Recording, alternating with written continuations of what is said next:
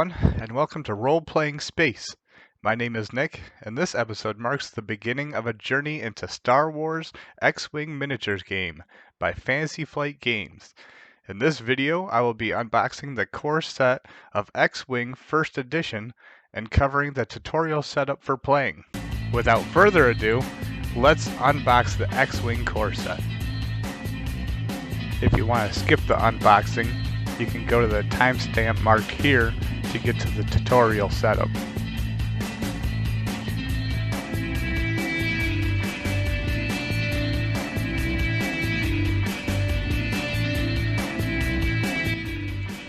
Alright, opening the box, you can see the miniatures and the cardboard punch-outs. I'm going to remove the organizer from the box. That way you can get the rangefinder tool out from underneath. Then I'm going to take out and show the cardboard punch-outs that are still shrink wrapped. Underneath this you'll see an advertisement for other products, and then below that you'll see an X-Wing advertisement for other ships and expansions.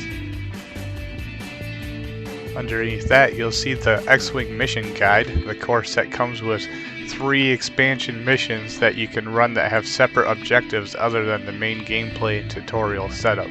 And underneath that you have the X-Wing Miniatures game Learn to Play book, which will tell you how to set up the tutorial setup. And then after page 9, I believe it has the additional rules for the full game in the core set. And finally underneath that is the rules and reference guide that you can look up specific terms or iconography in the game. And then below that you have your pilot cards and your damage cards.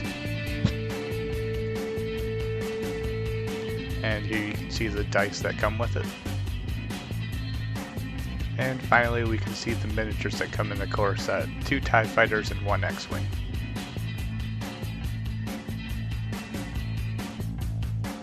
So I've gone already and punched out all the cardboard punch outs, and what I'm doing here is I'm demonstrating the flaw with the Fantasy Flight core set box.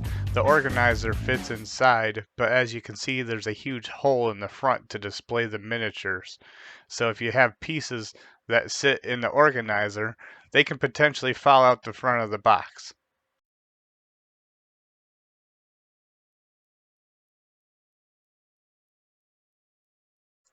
And so my solution to this problem is a simple Ziploc baggie that I labeled X-Wing 1.0 core set.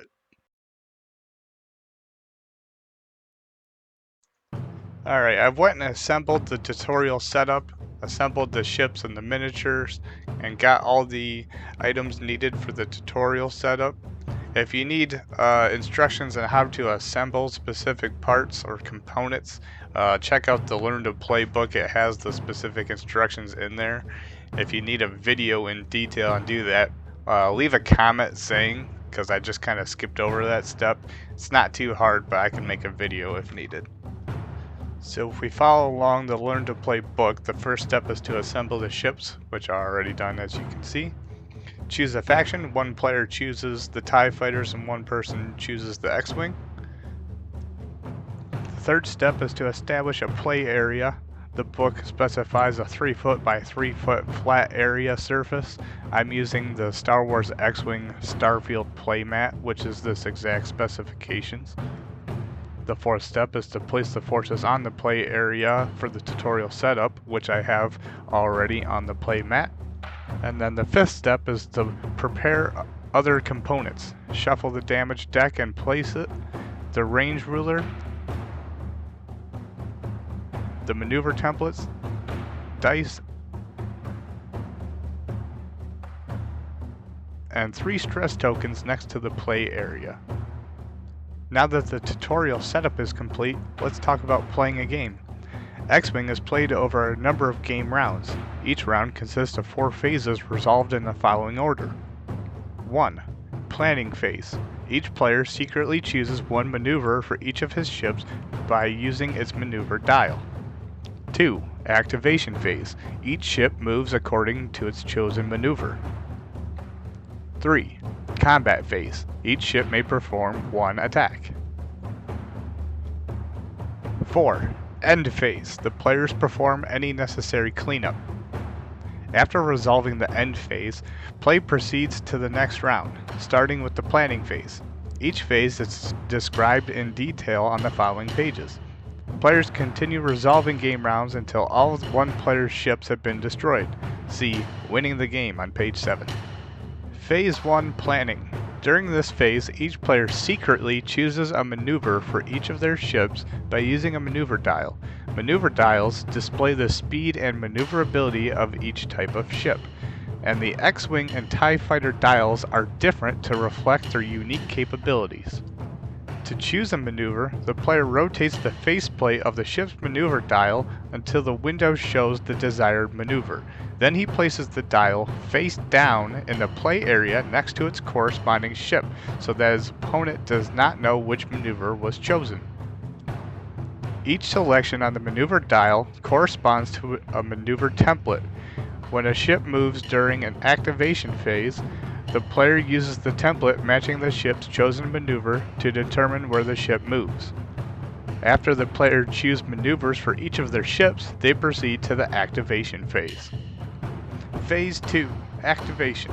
During this phase, each ship moves one at a time. The ship with the lowest pilot skill moves first, followed by the rest of the ships in ascending order of pilot skill. In the tutorial, the order is as follows: 1. Academy Pilot, 2. Rookie Pilot, 3. Obsidian Squadron Pilot.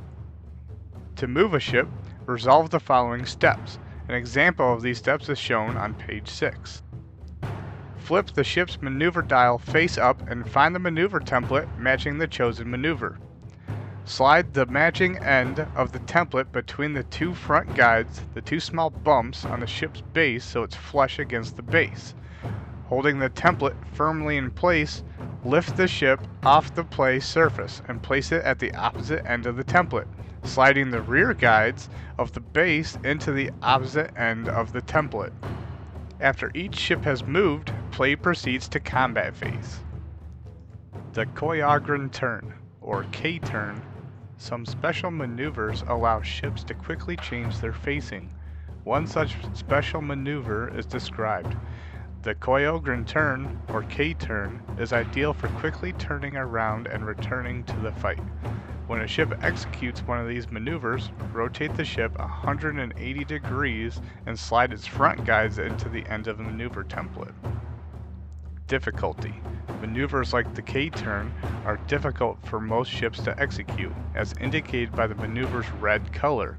When a ship executes a red maneuver, place a stress token next to the ship in the play area. While a ship has a stress token, it is stressed and cannot execute a red maneuver. A stressed ship can recover by executing a simple maneuver, indicated by the maneuver's green color. When a ship executes a green maneuver, remove a stress token from the ship and return the token to the supply of unused tokens. Phase 3 Combat. During this phase, each ship may perform one attack. The ship with the highest pilot skill attacks first, following the rest in descending order of pilot skill.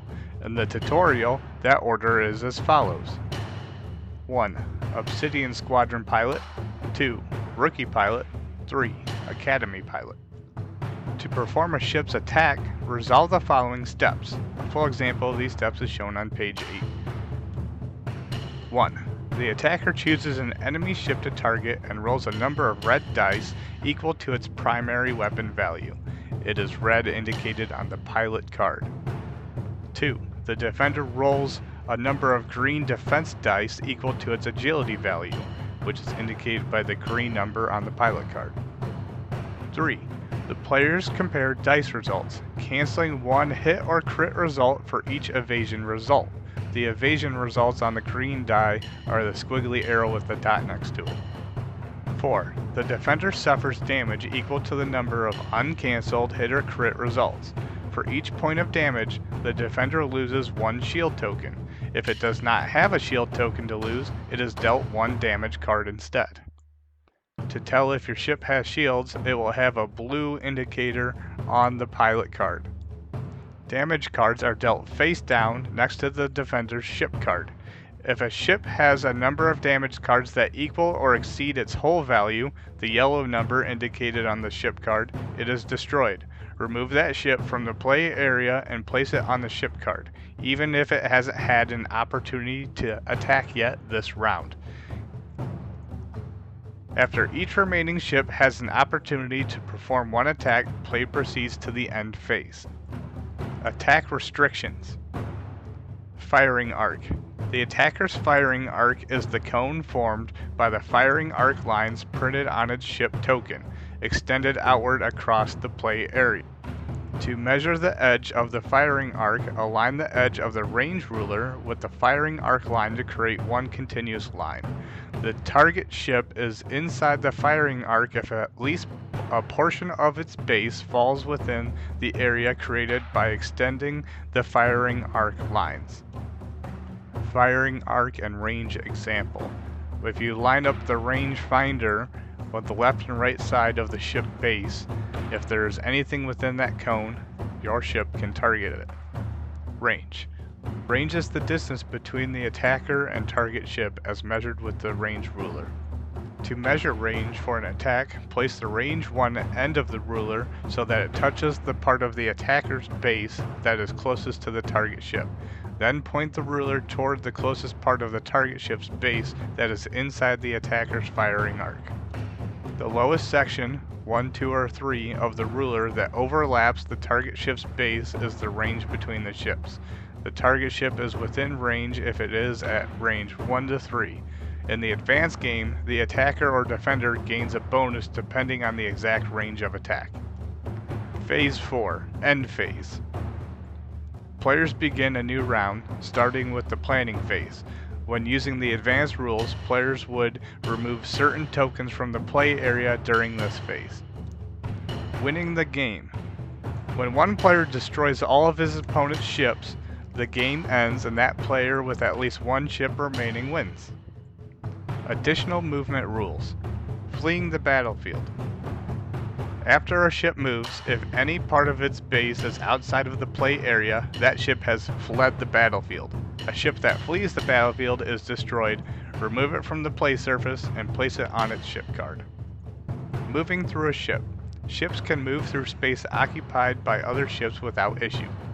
Thematically, there is ample room for your ship to fly over or under other ships. A ship moves through another ship if its maneuver template cannot be placed flat on the play surface due to the presence of another ship. Since the player cannot place the template, he should hold the maneuver template above the other ship and make his best estimation where moving the ship would end its movement. Overlapping other ships. Sometimes ships maneuver perilously close to each other. When this happens, the moving ship must alter its course to avoid a collision. If a ship's movement causes the final position of its base to physically overlap another ship's base, move the moving ship backward along the template until it's no longer overlapping another ship. While doing so, just adjust the orientation of the ship so that the template remains centered between both sets of guides on the ship's base. Once the ship is no longer overlapping another ship, place it so that it is touching the last ship it overlapped. If the moving ship is executing a K-turn when it overlaps another ship, it does not rotate in the final position. Ships whose bases are touching cannot attack each other.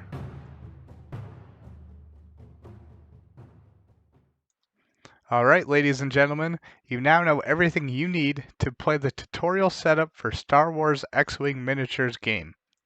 Stay tuned because the advanced rules video will be next in the series, so when you're ready to move on after playing this scenario, please check out the advanced rules tutorial next. Fly safe out there.